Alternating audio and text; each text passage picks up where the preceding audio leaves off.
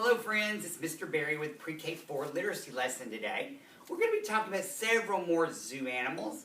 And remember that when we're studying zoo animals, you are a zoologist, someone who is studying animals. So hope all my zoologists are doing well out there today.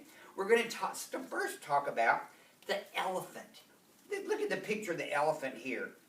And we're going to just talk for just a minute about things that make the elephant unique. There's a lot of things, really. Besides him being just a large animal, look at his skin. You can kind of see how it's kind of wrinkly and it's very, very thick. He is called a pachyderm.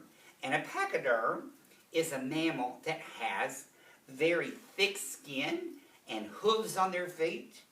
And an elephant also, as we can't really see all of it right here, but you can see the big part of his trunk. And we've read a lot of the elephant and piggy books in here, so we know a lot about elephants and their big trunks and how strong they are. An elephant could lift 10 children if we were all together.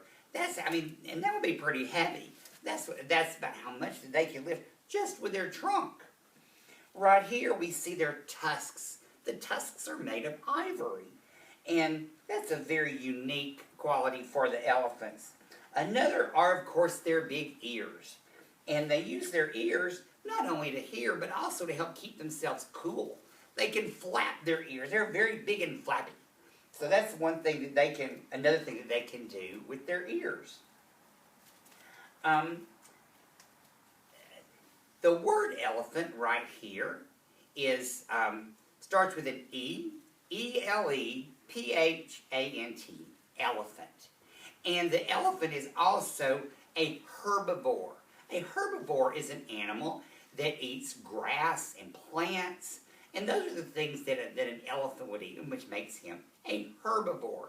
So he's a herbivore and a pachyderm. Those are other words to describe the elephant. Other animals we're going to talk about a little today are tigers and lions. Look at the tiger right here. He is a very strong animal. Did you also know that a tiger is a good swimmer? It is. It can swim up to 4 miles at a time. That's a long way for an animal to swim. But the tiger is a very good swimmer. Also, I want you to notice right here in the picture that the tiger is panting. He's got his mouth open. That means he's panting. Do you know what it means to pant? Have you ever panted before? I bet you have. When you've been out and it's gotten really hot. Well, that's kind of the same reason the tiger is panting, to kind of keep himself cool. When we've been running a lot, I've seen a lot of you when you've been running around on the playground, when you're that's panting. And that's what the tiger's doing here. Just another way to help keep him cool. Also, the tiger is an endangered animal. An endangered means there's not a lot of them that still live on the earth. They need to be protected. That's one reason that we'll find tigers at the zoo. A zoo is a place where the people that work there, the zookeepers, the veterinarians that help animals that are endangered be cared for and be able to where they can have babies in captivity and increase the number that are here on the earth. So that's when we hear about an endangered animal, we're working very hard to make sure that they're around for a long, long time. Another animal that's a relative of the tiger is the lion. The lion here is the second biggest cat.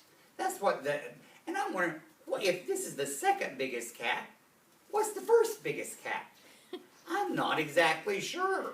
That was one of the facts that it was given in our curriculum book, but I wish they'd told us what the first one was. I would have thought the lion was the biggest, but apparently it's not. See if you can find out what the largest cat is.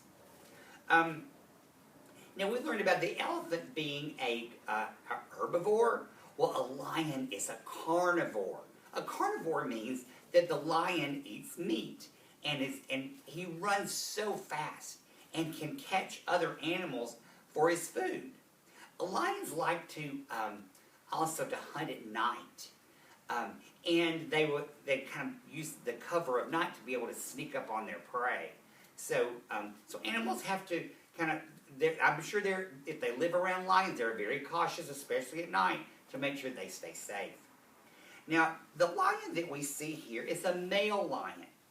And the male lions have a large mane around their face of fur. And that is one of the things that distinguishes the male from the female. The female does not have a mane like this one does. And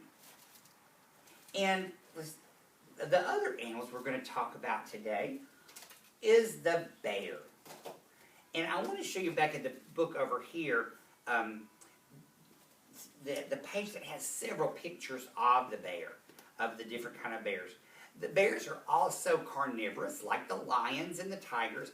They eat meat, and they will, hunt for their food as other, smaller animals.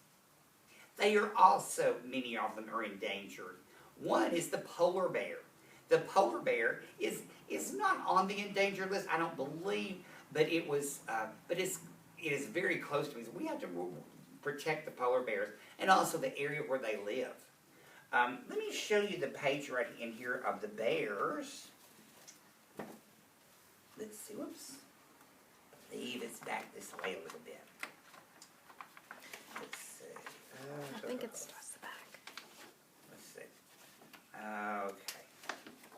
Well, my goodness. Okay. Sorry about that, friends. Here. We'll get it here in a minute. Thank you for being patient, friends. Okay, I think, here we go. Here we go. The bear is here. Of course, the polar bear, the black bear, and the red-faced bear here. Notice right here, especially the polar bear, he's the color white, and behind him, the area where he lives is a lot of snow and ice, and that kind of helps him be kind of camouflaged against against his surroundings to kind of help him hide so that he can find his prey. So the animals that we talked about today, the elephants, the tigers, the lions, the bears. See if you can find some more things when you go searching for some more information. I bet you can find a lot of things too that you can add to your chart of things that we learned about here today, but also some things that you might find that we didn't cover here. So, tomorrow we will continue, and I believe tomorrow we're going to be talking about the zebra and the giraffe. So we'll look forward to seeing you tomorrow, boys and girls. Have a good day. Bye-bye.